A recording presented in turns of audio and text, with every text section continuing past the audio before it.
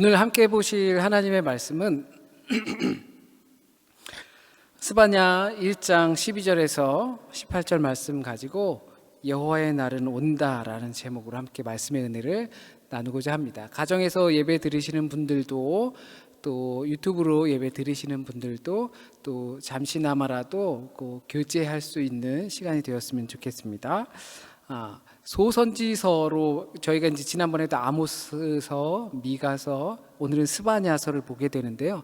이걸 보통 소선지서라고 말을 합니다. 이것을 통해서 여호와의 날이라고 계속해서 반복되어서 나오고 있으니까 어쩌면 심판이라는 단어 자체가 불편하게 느끼실 수도 있습니다. 그런데 지난주에 말씀드린 대로 하나님을 찾는 이들에게는 그것이 불편할 일이 없다라는 거죠. 이 말씀을 듣는 저와 여러분이 불편하지 않았으면 하는 바람입니다.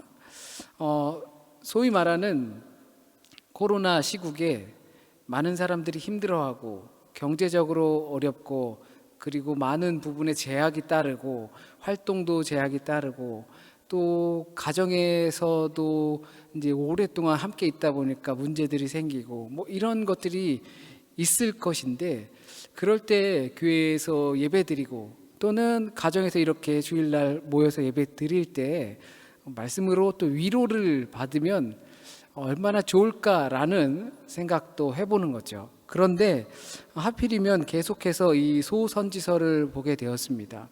근데 이 부분들이 불편하게 다가오는 신앙의 모습이 아니라 이 말씀을 통해서 하나님을 찾게 되고 그날을 갈망하게 되어서 그것으로 진정한 본질적인 것으로 이 어려운 시기에 위로를 받았으면 좋겠습니다. 아모스는 하느님을 찾으라고 했습니다. 그리고 선을 행하라 했습니다. 이것은 우리 모두가 하나님의 피조물이며 한 식구이고 또 공동체라는 사실을 잊지 말라고 했던 것이죠. 하나님을 찾지 않고 하나님을 따라서 선을 행하지 않으니까 그것은 공동체라는 의식을 잃어버리니까 나 말고 다른 사람들에게 선을 베풀 일이 없게 되는 것입니다. 그것이 우리가 살아가고 있는 현실 세계에서 발생되고 있는 조금 더 발전된 죄악들을 물리칠 수 있는 방법이기 때문에 그렇습니다. 우리가 하나님을 찾고 하나님의 그 방법대로 선을 행하면서 살아갈 때는 보통 너와 나는 하나다, 한 가족이다, 한 피조물이다, 한 아버지를 섬기고 있다라는 틀 안에 있는 것이기 때문에, 그렇기 때문에 우리가 요즘 세상에서 조금 더 발전된 그 죄악들을 물리칠 수 있는 방법은 그거밖에 없다라는 것입니다. 스바냐 선지자도 역시 회개하고 심판하고 곧 여호와의 날을 올 것이다라고 선포를 하고 있습니다. 그 심판의 날은 누구도 피할 수 없는 것입니다. 개인적인 신앙으로 구원받는 그 좁은 의미의 심판이 아니라 공동체적으로 사회적으로 함께 닥치는 심판을 뜻합니다. 나라가 망한다든지 하나님의 진노의 불이 임하여서 유다와 이스라엘이 멸절된다라고 하는 것처럼 모두에게 동일한 환경으로 다가오는 심판을 이야기합니다. 그것은 내가 아무리 개인적으로 하나님을 잘 찾고 믿었어도 내 마음과 중심과 생각과 의지가 온전히 하나님을 향해 있었어도 사회적인 악을 통해서 그 사회에게 내려지는 심판을 피할 수 없다라는 것입니다. 재앙이 찾아오면 모두 똑같이 그것을 맞이하게 되는 겁니다. 모두에게 어려움이 닥치죠. 하나님의 심판이 날이 도래했을 때 하나님께서는 악한 자들만 따로 모아가지고 거기를 그날 그곳만 심판하는 그런 경우는 너무 판타지적이죠. 만화스럽죠.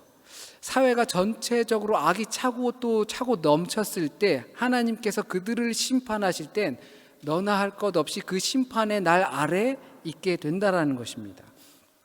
그런데 그렇게 하시는 이유를 왜 선한 사람들까지도 하나님을 찾고 선을 따라서 사랑을 행하며 우리는 하나님의 한 피조물이다라고 생각하며 살아갔던 사람들에게까지 그 고통의 순간이 다가오는 것을 목도해야 하는지 조금은 이해할 수 있게 성경이 말하고 있습니다. 오늘 본문을 보게 되면 찌꺼기처럼 가라앉았다라고 하십니다. 이 찌꺼기처럼 가라앉았다는 것은 불순물을 뜻하죠. 예를 들면 이스라엘 유목민들이 잘 먹었던 포도주 안에 불순물이 생기는 겁니다. 그러면 그 포도주 안에 있는 불순물이 포도주 전체를 마실 수 없게 만들 수 있습니다. 요즘 말로 자주 쓰는 말인데 요즘 말로 고인물이라고 합니다. 소위 진보되는 사고를 따라가지 못하고 옛 생각을 그대로 가지고 고인물처럼 있는 그런 것을 뜻할 수도 있겠죠. 가라앉아서 전체를 쓸모없게 만들 수 있는 것이 무엇인가? 우리 사회 전체가 그 악의 무리로 갈 수 있고 또한 하나님의 심판을 피할 수 없게 만드는 그 찌꺼기가 무엇인가? 바로 여호와께서는 복도 내리지 않고 화도 내리지 않는다라고 하는 판단입니다. 이것이 어디서 왔는지 알 수 없는 근거 없는 자신감이고 근거 없는 낙관주의입니다. 나는 괜찮아. 우리는 괜찮아. 왜인지는 조금 보겠습니다. 사람들 마음 밑바닥에 그것들이 자리 잡아 있습니다. 하나님은 심판하지도 않고 그리고 벌하시지도 않고 복 주시지도 않아. 이것이 개인의 행동뿐만 아니라 사회적인 행동에 영향을 미치게 됩니다. 사람들의 가치관을 지배하는 것이라고 볼 수 있겠죠. 밑바닥에 깔려 있는 것이니까요. 하나님의 심판, 판결 없어 라는 이데올로기가 형성되는 것입니다. 이것이 가라앉은 찌꺼기입니다. 사회 전반에 우리 각자에게 이러한 찌꺼기, 사회 정신적 지배가 깔려 있었을 때 티는 안 나지만 사실 그것은 모두를 망치고 있다라는 것입니다. 이것으로 인해 모두가 그날 여호와의 날을, 심판의 날을 맞이하게 됩니다. 하나님은 복과 화도 이것과는 전혀 상관이 없다라는 말은 이런 이데올로기를 가지고 있는 사람들은 그러면 누구일까요? 어떤 사람들이 하나님은 복을 내리지도 않고 나랑 그거는 상관이 없어. 하나님의 존재를 거부하는 사람들일 겁니다. 하나님의 존재 여부에 관해선 여러 가지 말들이 있을 수 있겠지만 주구장창 말씀드린 것처럼 하나님과의 관계를 거부하는 것입니다. 하나님의 실제를 부정하는 겁니다. 성경에서 말하는 하나님은 우주적인 하나님이 아닙니다. 철학적인 개념의 하나님이 아닙니다. 성경에서 말씀하시는 하나님은 소위 신이라는 그 한 존재는 인간과 관계를 맺는 신앙의 하나님을 뜻합니다. 이걸 인격적인 하나님이라고 말하기도 합니다. 중요한 건 여기서 그를 찾는 한 사람 한 사람과 그 하나님은 관계를 맺으신다는 겁니다. 우선적으로 각자가 하나님과의 친밀한 교제를 중점으로 두고 이야기할 때 말합니다.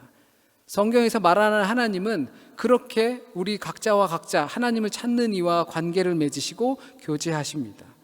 교리적인 또는 종교적인 또는 제도적 하나님은 물론 그 사람들이 인정할지 모르나 이와 같은 관계에 있는 하나님의 실제를 부정한다는 것이 하나님께서 심판하지 않으신다라고 생각하는 것입니다. 하나님은 있어. 종교적 하나님 또는 철학적 하나님, 이것을 인정하는 사람들, 그러나 관계적 하나님의 역사하시고 사역하시고 일하시는 실제적 하나님을 부정하는 사람들이 하나님은 복도 내리지 않고 화도 내리지 않아라는 그러한 이데올로기에 사로잡히게 됩니다. 이스라엘에 그런 하나님의 심판을 부정하는 이데올로기, 그런 사상이 있었던 것은 자신들은 하나님의 백성이라는 근거 없는 자신감이 있었기 때문입니다. 다르게 표현하면 하나님은 복도 내리시지 않고 화도 내리시지 않아 라고 판단할 수 있었던 건 그러한 것은 우리랑 상관없어. 왜냐하면 우리는 하나님의 자녀이기 때문에, 자신들은 절기를 잘 지키고 제사와 제물을 드리기 때문에, 우리는 혈통이 있기 때문에 우리는 그것과는 상관이 없어. 그러나 혈통이 아닌 순종이 있다는 것, 종교가 아닌 신앙이 있다는 것을 그들이 망각하고 있었습니다. 결국 심판하지 않으시고 판결하시지 않는 하나님은 우리를 구원하시지도 않습니다. 의롭다 칭하지도 않습니다. 그러면 우리에게 나타날 것은 두려움 없이 죄를 짓게 됩니다. 하나님은 심판하시지도 않고 벌하시지도 않고 화도 내리시지도 않고 복도 내리시지도 않아. 그것은 상관이 없어. 그렇게 믿고 있는 우리 안에 있는 그런 찌꺼기를 갖고 있다면 하나님께서는 판결하시지 않기 때문에 하나님께서는 구원하시지도 않는다라는 것입니다. 그러면 우리가 구원받지도 않고 그것과 전혀 별개의 삶이라고 하면 우리는 당연히 두려움 없이 죄를 짓게 되는 것입니다. 왜냐하면 하나님의 실제를 부정하기 때문입니다.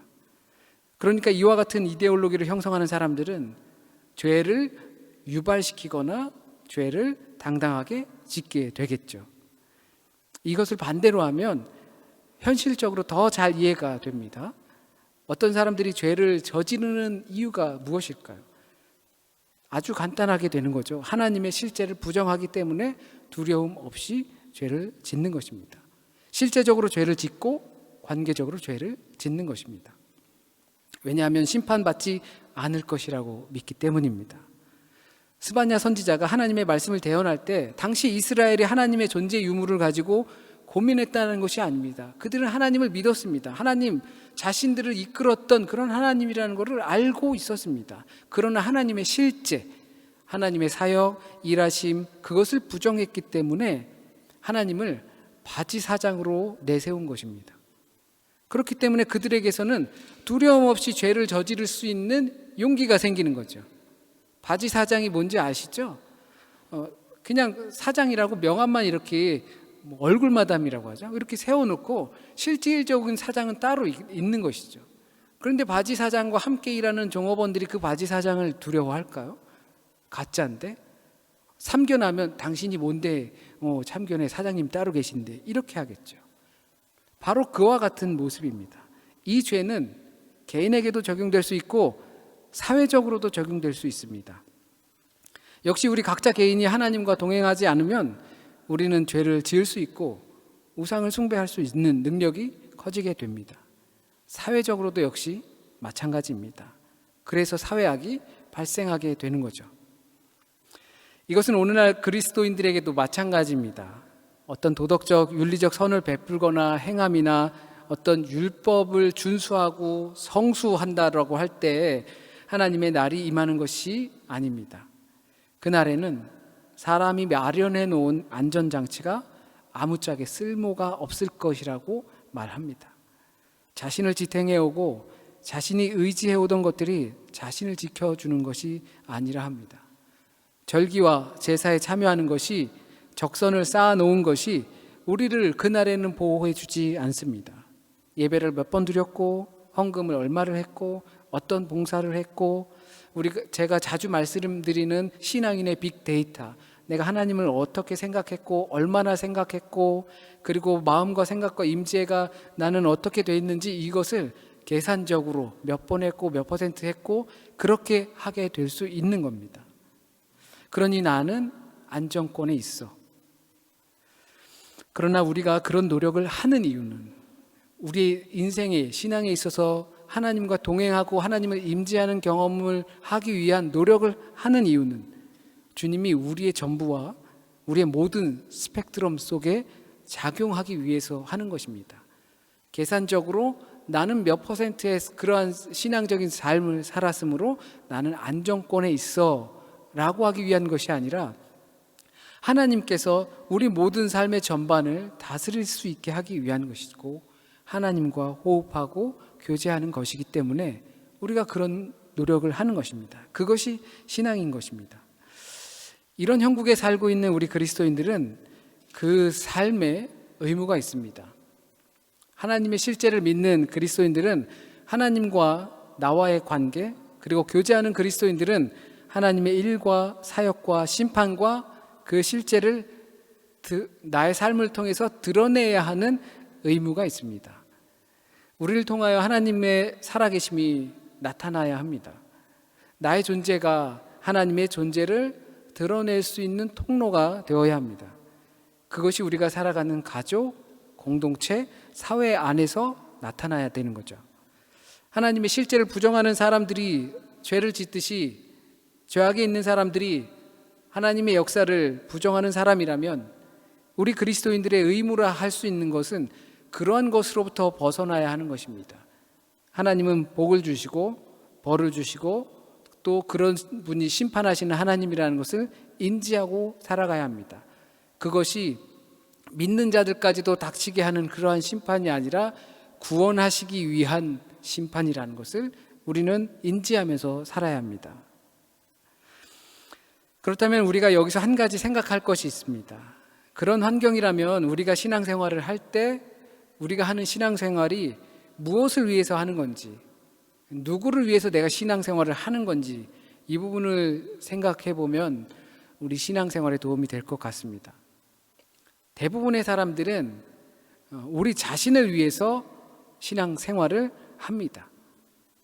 믿음이 나에게 어떤 유익을 주는가, 내가 그리스도교 신앙을 갖고 있으므로 내가 얻는 것이 무엇이며 잃는 것은 무엇인가, 그런 질문들을 스스로에게 해볼 때 대부분 우리 자신에게 국한되어 있습니다. 그것이 마음의 평화이든 아니면 개인적인 구원이든 모두가 그렇습니다. 그러기 위해서 우리가 하나님과 관계를 맺고 호흡하는 것이라고 생각하죠. 정말 대부분이 그렇게 생각합니다. 그러나 그것이 조금만 초점이 빗나가도 나 자신을 위해서라고 끝나고 맙니다. 내가 신앙생활을 하는 이유, 내가 예수 그리스도를 구주로 믿는 이유, 그 이유는 나 자신을 위해서로 끝나고 맙니다. 나 자신을 위해서라는 말은 내 안전을 위해서, 내 안전을 보장해주는 일을 위해서, 그리고 내 안전을 보장받아서 누릴 수 있는 가정을 위해서 신앙을 갖게 된다라는 결론으로 나갈 수 있습니다. 내가 의지하고 있는 것들을 조금 더 강하게 만들기 위해서 나는 나를 위해 신앙생활을 한다라고 표현할 수 있는 거죠. 이런 말들 잘 들어보셨죠? 대부분 부모님들이 많이 하는 말인데요. 다 너를 위해서 하는 거야. 다 너를 위해서 하는 거야. 그러면 조금 자란 자녀들은 정말 나를 위해서 하시는 거라면 내가 원하는 대로 해주셔야죠 라고 자녀들이 대답하고 또 들어보셨고 또 해보셨을 겁니다. 만약 우리가 나를 위해서, 나의 무언가를 위해서 믿음이라는 것을 갖는다면 나를 위해서 믿음을 갖지 않을 수도 있다라는 말이 되는 거죠. 나를 위해서 나는 조금 쉬어야겠어. 왜냐하면 신앙생활은 나를 위해서 하는 거잖아. 그러니까 나를 위해서 나는 조금 쉬겠다고. 나를 위해서 나는 조금 높은 지위를 가져야겠어.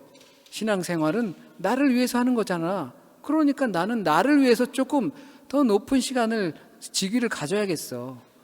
나를 위해서 믿음이 있어야겠어. 이 말이 그렇게 이질감이 없습니다. 크게 다르지 않다는 말이죠.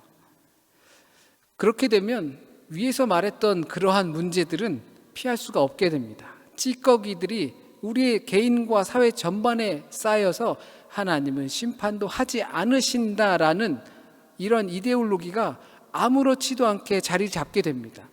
그 결과가 뭐라고요? 그 자리를 잡게 되면 하나님은 우리를 구원하시지도 않게 되는 거고, 그렇게 되면 우리는 두려움 없이 죄를 짓게 되는 것입니다. 그렇기 때문에 이것은 종교적인 것이 아니라 신앙은 궁극적으로 하나님을 위해서 하는 것입니다. 우리도 한번 생각해 봤으면 좋겠습니다. 내가 나를 위해서 신앙생활을 했는가? 아니면 하나님을 위해서 신앙생활을 했는가?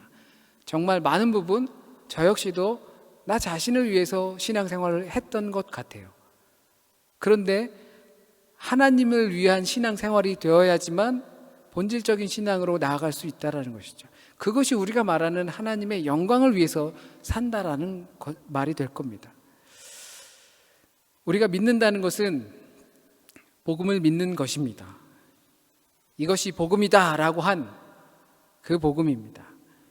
예수 그리스도의 복음, 십자가와 부활을 통해 보여주신 하나님의 심판, 나를 통하지 않고서는 아버지께로 갈 자가 없다라고 하신 것, 믿지 않는 것이 이미 심판받은 것이다 라고 하는 것, 이렇게 하나님은 실제하신다는 것을 우리는 믿습니다.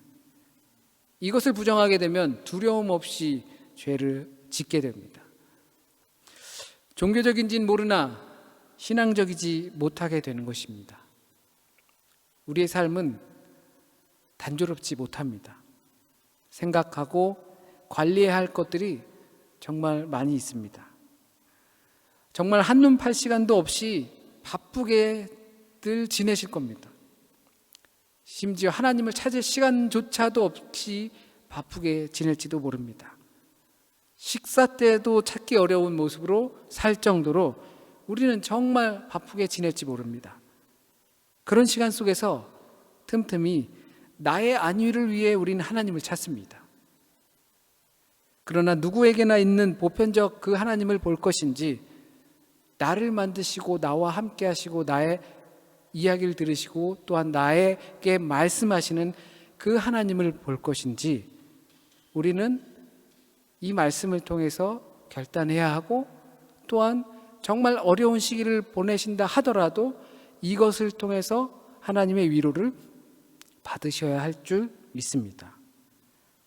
스바냐를 통해 하나님께서 우리에게 이렇게 말씀하시는 줄 믿습니다. 기도드리겠습니다. 하나님, 지금 이곳에서 온전한 마음으로 우리의 각자의 자리에서 온전하고 정성된 마음으로 하나님께 예배를 드립니다. 이것이 무언가를 누적하는 포인트가 아닌 오늘 이 시간 하나님 앞에 온전하기 위해 드려지는 예배가 되게 하여 주세요. 또한 우리의 예배를 통하여서 하나님과 교제함으로 하나님의 말씀을 듣고 나의 이야기를 하나님께 드림으로 나를 위한 신앙이 아닌, 나를 위한 예배가 아닌 하나님을 위한 예배, 하나님의 영광을 위한 삶이 될 수 있도록 우리를 인도하여 주세요. 우리 개인과 사회 안에 깔려있는 그러한 찌꺼기들이 우리를 망하게 합니다. 거기서부터 벗어나 그리스도인의 삶으로 이 세상을 깨울 수 있도록 인도하여 주세요. 우리가 믿는 복음, 기쁜 소식이 나만을 위한 기쁜 소식이 아니라 하나님을 위한 기쁜 소식이 되게 하시고, 그리고 우리의 이웃들을 위한 기쁜 소식이 될 수 있도록 하나님, 이 시대와 그리고 이 교회와 각자의 신자들의 믿음을 깨워주시길 간절히 소원하며 기도드립니다. 혹시라도 잘못 전해진 말씀이 있으면 하나님의 뜻에 합당한 말씀만 이곳에 남게 하여 주셔서 뿌리 내리게 하시고 열매 맺게 하여 주세요. 한 주간의 삶도 주님께 맡깁니다. 주님의 말씀을 들을 때 우리의 삶에 하나님의 음성으로 평화가 찾아오게 하시고, 또한 주님께 간구할 때 주님께서 우리의 말씀을 들으심으로 우리가 용기와 힘을 낼 수 있는 믿음의 시간들이 될 수 있도록 인도하여 주세요. 병들고 힘들고 어렵고 그리고 가정의 어려움 가운데에서 온전히 주님을 찾고 주의 위로를 구하는 모든 이들에게, 또한 우리 공동체 구성원 식구들에게 하나님께서 함께 하실 줄 믿으며 모든 말씀 우리 주님 예수 그리스도의 이름으로 기도드립니다. 아멘.